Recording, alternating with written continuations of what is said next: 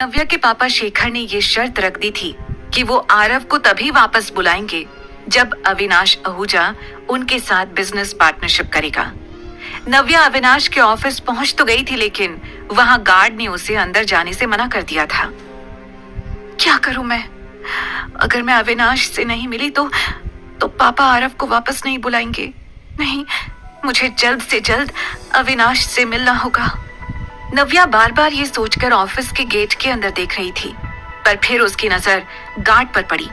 वो समझ गई थी कि वो कितनी भी कोशिश कर ले, गार्ड उसे अंदर नहीं जाने देगा। नव्या खड़ी तो बाहर थी, लेकिन उसकी नजर गेट के अंदर थी।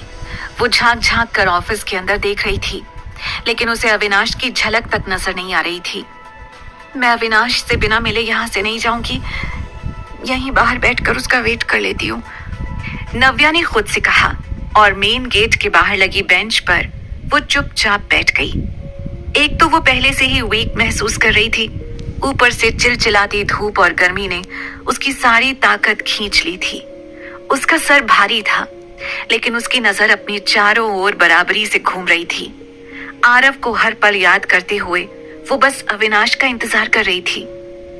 आरव कनिका के साथ सेफ होगा या नहीं, इस बेचैनी में नव्या ने किसी तरह से 3 घंटे काट लिए। दिन ढलने लगा था और शाम होते ही चिड़ियाओं की चहचहाहट शुरू हो गई थी, पर अविनाश का कुछ पता नहीं चला था। जैसे ही नव्या ने एक और बार पीछे मुड़कर ऑफिस की ओर देखा, उसे दिखाई दिया कि अविनाश तेजी से कार का दरवाजा खोलकर उसके अंदर बैठ रहा था। लगता है अविनाश कहीं जा रहा है, मुझे उससे मिलना है, कहते हुए नव्या कार के पास जाने लगी, लेकिन उसके पहुंचने से पहले ही कार वहां से निकल गई। नव्या ने देखा कि अविनाश कार के अंदर फोन पर बात करने में बिजी था, इसलिए उसका ध्यान नव्या पर गया ही नहीं। अविनाश, अविनाश रुको, प्लीज स्टॉप, कहते हुए नव्या कार के पीछे भागी, लेकिन उसके भारी गले की आवाज अविनाश तक नहीं पहुंची। तभी नव्या ने कुछ सोचा और तेजी से दौड़ते हुए आगे आने लगी। जैसे ही कार राइट टर्न लेकर वहां से निकलने वाली थी, नव्या दौड़ते हुए अचानक कार के सामने आकर खड़ी हो गई। ऐसा लग रहा था जैसे उसने अपनी लाइफ रिस्क में डाल दी थी अविनाश को रोकने के लिए। अविनाश की गाड़ी शशांक चला रहा था। उसने नव्या को देखते ही तेजी से ब्रेक लगाया, जिसकी वजह से अविनाश को जोर का झटका लगा। कार नव्या से 4 इंच की दूरी पर रुक गई। What the hell? ये लड़की, शशांक ने कहा और गुस्से में गाड़ी से उतर के नव्या के पास आया। आपको हम लोगों से कोई प्रॉब्लम है क्या?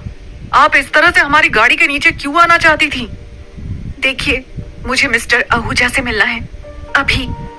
ये सुनकर शशांक हैरान रह गया। उसे समझ नहीं आ रहा था कि इतनी सारी हरकतें करने के बाद नव्या फिर से अविनाश से मिलना चाहती थी। शशांक ने पलटकर कार की ओर देखा। सर की अभी एक इम्पोर्टेंट मीटिंग चल रही है, मुझे नहीं लगता वो आपसे अभी मिल पाएंगे, शशांक ने कहा। देखिए, आप समझ नहीं रहे हैं, मेरा उनसे मिलना बहुत जरूरी है, नव्या ने घबरा कर कहा। उसकी सांसें फूल रही थी और माथे से पसीना टपक रहा था। उसकी हालत देखकर शशांक भी सोच में पड़ गया। लेट मी सी, कहकर शशांक कार के पास गया। थैंक यू सो मच, नव्या ने खुशी से कहा। उसे शशांक की हाँ के साथ आरव के वापस मिलने की उम्मीद मिल गई थी। शशांक कार के पास गया और अविनाश के पास वाली विंडो को नॉक किया। जैसे ही अविनाश ने खिड़की नीचे की, शशांक ने नव्या की ओर इशारा करते हुए कहा, सर, वो लेडी आपसे मिलना चाहती है। अविनाश ने अपना सिर टेढ़ा करके शशांक के पीछे देखा तो वहां पर नव्या खड़ी थी। ये फिर से, उसके मुंह से निकला। अविनाश ने अपना सिर नीचे किया और अपनी घड़ी की ओर देखकर कहा, क्लाइंट हमारा वेट कर रहे होंगे, अभी ये मीटिंग इंपॉर्टेंट है। कुछ सेकंड्स सोचने के बाद उसने अपनी कड़क आवाज में शशांक से कहा, उससे कह दो मैं नहीं मिल पाऊंगा अभी, आई एम बिजी। अविनाश ने वापस अपनी खिड़की ऊपर कर ली, जैसे वो जानबूझकर नव्या को देखने से बच रहा हो। शशांक ने आकर नव्या को अविनाश का जवाब बता दिया। बिजी? पर मेरा उनसे मिलना जरूरी है, नव्या ने हड़बड़ा कर कहा। लेकिन तब तक शशांक जाकर वापस गाड़ी के अंदर बैठ गया था। नहीं, अगर वो मेरी हेल्प नहीं करेगा तो मैं आरव को वापस कैसे बुलाऊंगी? Mister Ahuja, please listen to me, Navya ने जोर से चिल्लाते हुए कहा। पर उसके सामने से अविनाश की कार फिर से गुजरने लग गई। इस बार नव्या फिर से गाड़ी के सामने आ गई। वो पीछे की तरफ जा रही थी और कार उसकी तरफ। लेकिन ना शशांक रुक रहा था और ना ही नव्या गाड़ी के सामने से हट रही थी। Mister Ahuja, please, I will take only 5 minutes. It's urgent, please listen to me, एक बार मुझसे मिल लीजिए। नव्या घबरा कर बोली जा रही थी और गाड़ी को रोकने में लगी हुई थी। शशांक और अविनाश भी अब उससे परेशान हो गए थे। सर, क्या करना है? ऐसा लग रहा है जैसे सच में कुछ बहुत अर्जेंट मैटर है, शशांक ने कुछ सोचते हुए कहा।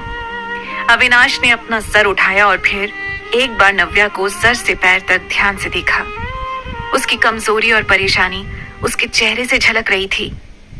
रोक दो गाड़ी, अविनाश ने भारी आवाज में कहा। ये सुनते ही शशांक ने तेजी से ब्रेक लगा दी। जैसे ही कार रुकी, नव्या की उम्मीद फिर से जाग गई। वो दौड़ती हुई कार के दरवाजे के पास आई। शशांक ने गाड़ी अनलॉक कर दी और उसके बाद नव्या ने जल्दी से दरवाजा खोल दिया। Mister Ahuja, I need your help, Navya ने अविनाश को देखते ही एक सांस में कहा। अविनाश ने उसे अंदर बैठने का इशारा कर दिया। नव्या तेजी से कार के अंदर बैठ गई और हड़बड़ाते हुए कहा, मुझे आपकी मदद चाहिए, मेरा बेटा Aarav, he is in danger. क्या हुआ है? अविनाश ने पूछा।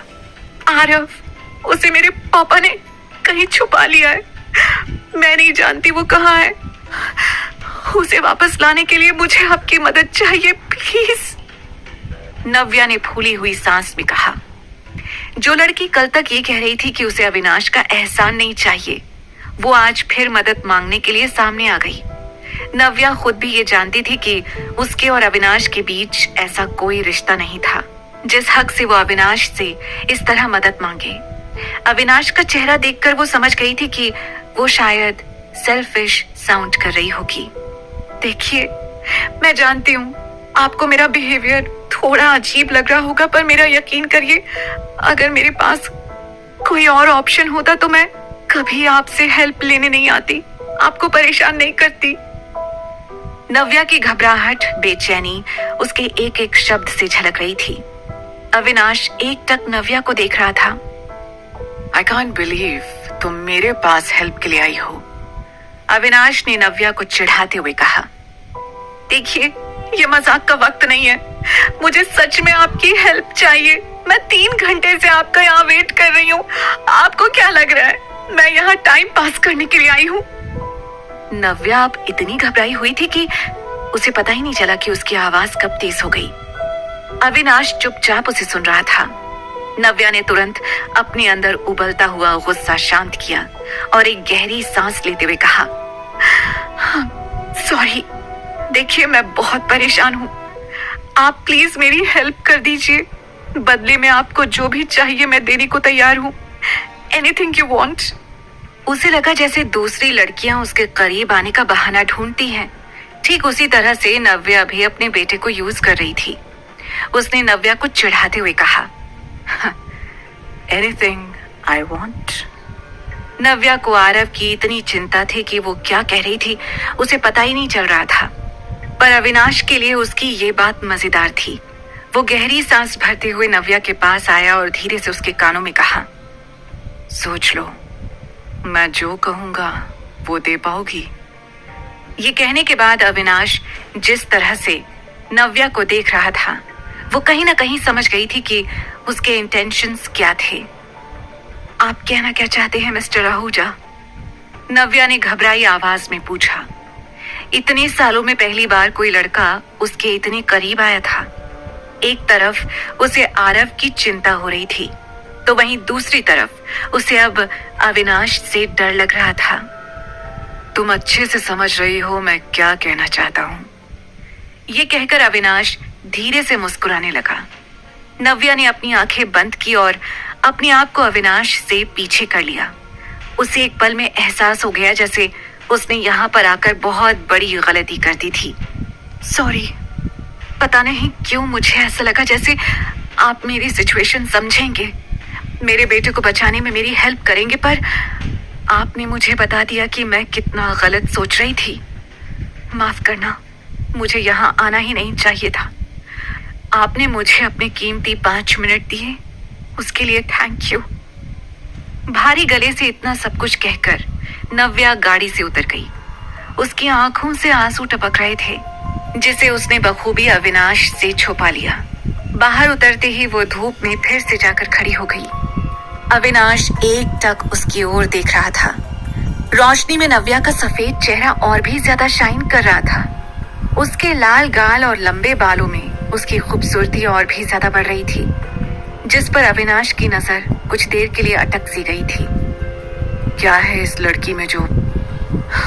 Anyways, Shashank, let's move. उसके इतना कहते ही शशांक ने गाड़ी स्टार्ट की और इस बार नव्या के सामने से वो लोग वहां से निकल गए। नव्या अब बिल्कुल अकेली थी। उसके पास मदद करने के लिए कोई भी नहीं था। अपने बेटे को बचाने के लिए मैं किसी और का इंतजार नहीं कर सकती। अब मुझे ही कुछ करना होगा। कुछ देर तक वो वहीं खड़ी होकर सोचती रही कि उसे कहाँ जाना चाहिए। फिर उसके दिमाग में एक आइडिया आया। पापा ने अगर आरव को छुपाया है तो हो सकता है कि आरव उनके घर में ही कहीं हो सकता है कि उसे किसी कमरे में छुपाया हो। मुझे सबसे पहले आरव की तलाश वहीं से शुरू करनी चाहिए। ये सोचकर नव्या ने तुरंत वहां से गुजरता हुआ एक ऑटो किया और उसमें तेजी से बैठ गई। वो ऑटो सीधा सिन्हा पैराडाइज के सामने जाकर रुका। मैं मेन गेट से तो अंदर नहीं जा सकती, नव्या ने सोचा। फिर उसे वो रास्ता याद आया जिससे वो बचपन में कई बार जाया करती थी। ये सोचकर नव्या बाहर खड़े गार्ड से छुपते छुपाते पैराडाइज के पीछे वाले दरवाजे पर पहुंच गई। उसने पीछे वाले बगीचे से दबे पांव सिन्हा पैराडाइज के अंदर कदम रखा। बड़ी चालाकी से उसने खुद को सीसीटीवी कैमरा से बचा लिया था। वो आगे पीछे दाएं बाएं हर तरफ देख रही थी कि कहीं कोई उसे देख तो नहीं रहा। वो आगे आकर बरामदे में कदम रखने ही जा रही थी कि तभी उसे किसी के आने की आहट सुनाई दी। लगता है कोई आ रहा है। किसी ने मुझे यहाँ देख लिया तो आरव के लिए मुसीबत हो जाएगी। सोचते हुए नव्या ने खुद को एक पेड़ के पीछे छुपा लिया।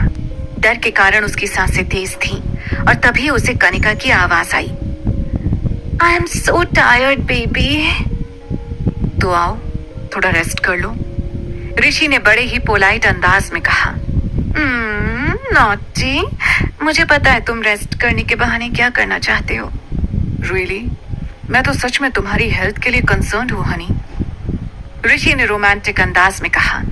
नव्या पेड़ के पीछे से छुपकर ऋषि और कनिका की बातें सुन रही थी। गुस्से से उसकी मुट्ठियां बंद गई थी। जो बातें आज ऋषि कनिका के साथ कर रहा था, ठीक वैसी ही बातें वो 6 साल पहले नव्या से किया करता था। ये सोचकर ही नव्या को इरिटेशन हो रही थी।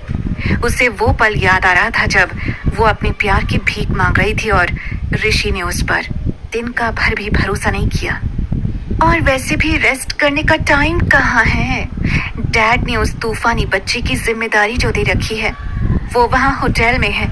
अगर वहाँ कोई भी प्रॉब्लम हुई तो पापा मुझे छोड़ेंगे नहीं।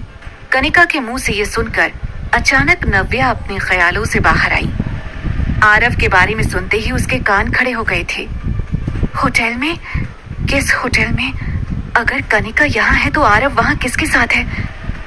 नव्या के मन में ढेरों सवाल घूम रहे थे। क्या ढूंढ पाएगी नव्या आरव को? क्या अविनाश करेगा नव्या की मदद? जानने के लिए सुनते रहिए द रिटर्न, सिर्फ पॉकेट एफएम पर।